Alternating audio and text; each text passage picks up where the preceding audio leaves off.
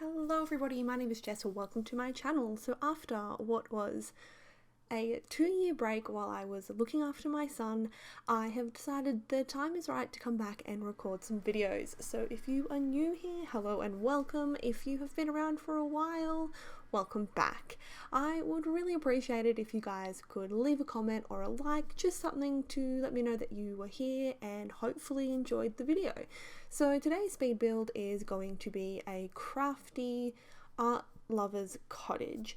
There is not a lot of space in this cottage, so it isn't incredibly art lover-esque, I suppose, but there are definitely some art loving items within the build.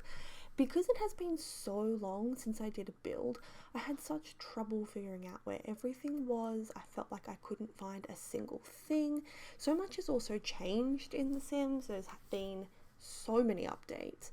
So some things I was really pleasantly surprised about, and other things I could not find. It took me forever. So this video might be a little bit jumpy simply because I had to edit out a lot of me just scrolling through the catalogue trying to find things. But hopefully I've edited the video okay. As I mentioned, I'm a little bit rusty, so hopefully everything is okay for you, and going forward I am sure I will learn all of my old tricks. So we are just starting now with the base house. I went with a little bit of a green theme. Something that has not changed with The Sims is the mismatching colour swatches. I don't want to get too into it because it actually annoys me way more than it should, but I really wanted to use the blue windows, but there was not a matching fence or pillar set to go with the blue windows, so we ended up having to use the green. Hey, whatever. I still think it looks really cute, so that's fine. Anyway, we are just doing like a side garden kind of situation here. I didn't want it to be an enormous farm or anything. I just wanted it to be a small single person farm. The Sim that lives here basically really loves art, has, you know, like some crochet, some knitting, some cross stitch I think it's called, and is also really good at painting. So all that is on the inside of the house, and then on the outside of the house is all of the animal things because she's also an animal lover. I did create a sim for this build, which I do think helps a lot in creating some personality for a build. One thing that I did with this was playtest, and I have to say I did not realize, because I have not played the game in so long, that barn only has one animal. What? That doesn't even make sense to me. So I could be wrong here, but if I want to have a farm with like more than one animal, I need to have multiple of those barns. I'm sure that you could size it down and find a way to get around it, but it still seems a little bit ridiculous, especially when you can have 8 chickens. So yeah, I don't know. Let me know if this is something that I am just missing here. I'm not sure. Anyway, I'm adding in a lot of kind of like overgrown looking things in this garden area because I wanted it to look like animals actually lived here. Maybe they're grazing around a little bit, that kind of thing. I do hope that it kind of turned out like that. I didn't use any debug objects, and there are a lot of debug objects that I think are really good for a farm kind of build, but to be honest, the debug catalog kind of annoys me. I was having enough trouble finding things as it was, so I just went with what was actually in the game already. There is, what we're doing now, a little side part to the house because I wanted there to be like a little entertainment area that was separate to the main farm. So it's just a small little eating area where I imagine the Sim would just go out if she had some friends over or something like that, go out there and use that little area. So the outside of the house did not take too long, and I did cut out a lot of the landscaping because I feel like it can become quite repetitive quite quickly, and I sort of thought that you guys might just enjoy the actual decorating of the house, because for me personally that is my favourite part. But when you're leaving that nice comment below, let me know what you prefer, more landscaping or less. So anyway, we're now in the house, and I kind of went with a fairly simple colour scheme. I wanted the house to have some clutter to it, and I wanted a mix of sort of modern and old with a little bit of like a boho eclectic style, I suppose. I have watched a lot of home renovation videos, so I'm just like feeling a little bit bougie right now, like I know what all of these words are.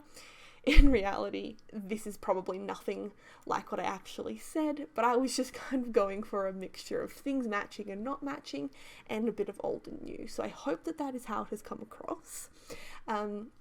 I went with this green kind of kitchen to match the outside, but then brought in other pops of colour like pinks and blues throughout the rest of the house, just to kind of make it that it's not super duper streamlined, because as I said, that's what I was kind of going for.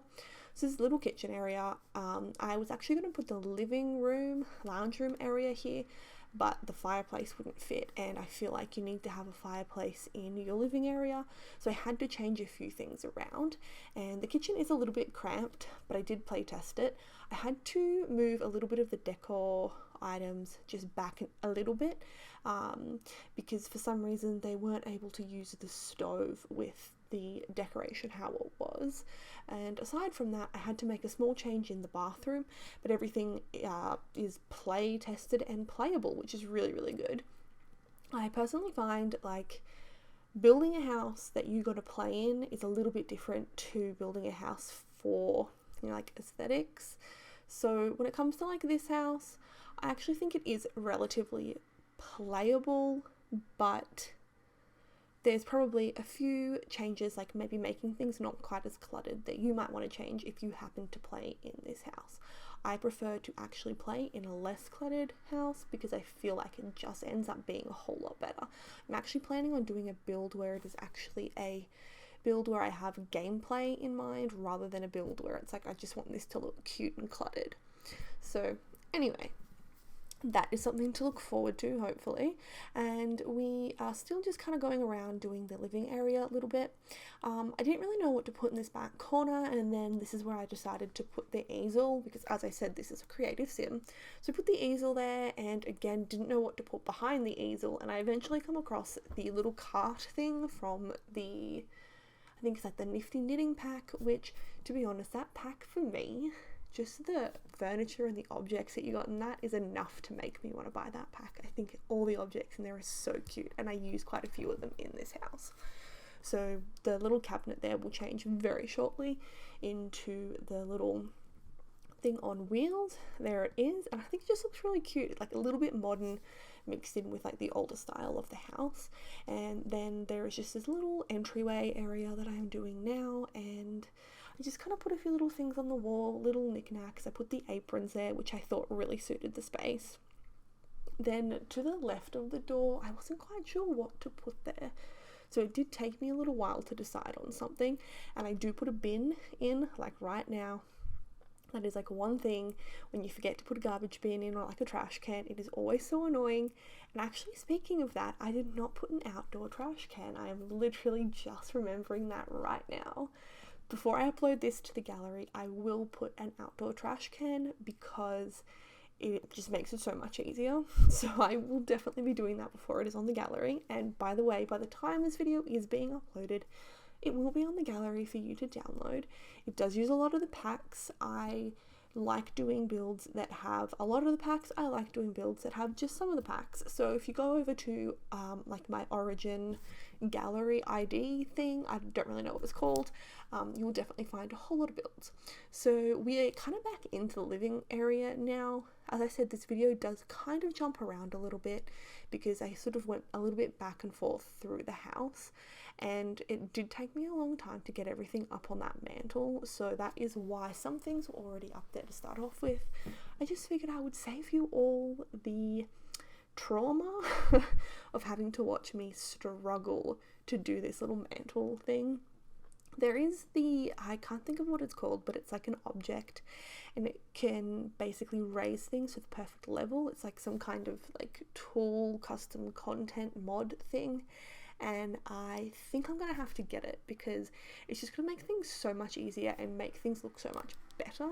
So hopefully by the next time I do a speed build, I might have that on board. So we are into the bedroom now. This is very, in my opinion, boho, and that's why I kind of put the older style, side tables in, because I wanted to kind of just bring that like older style back into this room. So mixing in like the side tables that are older with like the boho more modern bed, I felt like really worked. And then on that side table, I put the nifty knitting clutter. I think it looks so cute on a side table. I really love the way that it looks. And then I think I used actually a lot of university stuff in this room. So I used that old dresser, which again, I think is really cool. To me, it kind of looks like something that was maybe like found at like, I think like a thrift store, or if you're in Australia, we call it like the op shop normally. But yeah, it looks like something that was maybe handed down or got from a thrift store, something like that. And I just really, really like it. And I also used that cute little thing, like the cute little, I think it's actually a stool, and I sized it down to make it look like a table. Overall, I think that this room was probably my favorite in the whole house. I really, really, really enjoyed it. And again, just cluttering it up a little bit more. I also really like how you have like that green door, which it kind of doesn't match the room, but I feel like I did it very intentionally because as I said, I wanted it to be a really good mix between like the old and the new, and the matching and the not matching. So I kind of like how the green door just stands out there, and I think it looks really, really cute against the sunflower pattern on that chair. So as I said, you can really tell that I've been watching way too many DIY shows, and I am just going on about style and all of this sort of stuff. But anyway, I hope you can forgive me. So we are very shortly going to be heading into the bathroom of this build. The bathroom is really nothing special, it is just a bathroom. So I think I'm going to head off. As I said, the video is nearly over, just a few more final details. So thank you all so much for watching.